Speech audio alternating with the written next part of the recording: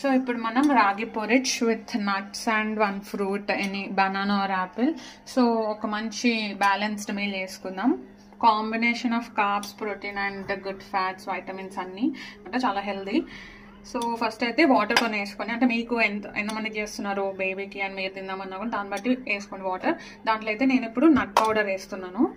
నట్ powder వచ్చేసి ఏంటంటే దీంట్లో నేను అవిసె గింజలు అండ్ సీడ్స్ వచ్చేసి సన్ఫ్లవర్, పంకిన్, ఆల్మండ్స్, వాల్నట్స్ ఇవన్నీ నేను యాక్చువల్లీ పౌడర్ చేసి పెట్టుకుంటాను అనమాట. సో ఫ్రై చేసేసి గీలో పౌడర్ చేసి పెట్టుకుంటాను. సో దట్ ఈజీగా ఎప్పుడైనా పాపకి ఇట్లా మీల్ చేసేటప్పుడు నాకు ఈజీగా ఉంటుంది. సో ఒక 2 టేబుల్ స్పూన్స్ వేస్తున్నాను జస్ట్ అయినా. అది కొంచెం బాయిల్ అయ్యాక సో ఒక పించ్ సాల్ట్ వేసుకుందాం మనం. తర్వాత కొంచెం సాల్ట్ యాడ్ చేస్తున్నాను.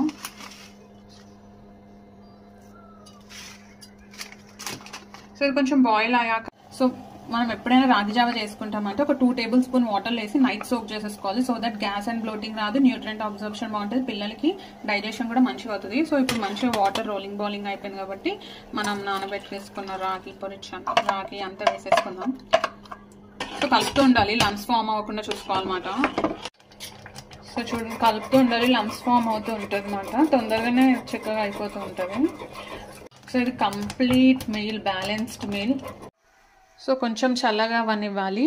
సో ఇలాగనే కొంచెం 2 years 3 years ఉన్న పిల్లలకి ఇలా ఫీడ్ చేసేయచ్చు. బట్ 6 months వాళ్ళకి కొంచెం మిక్సీలో వేసుకొని ప్యూరీ వేసుకుంటే బెస్ట్ అన్నమాట. Tablespoons చిన్నపిల్లలకైతే.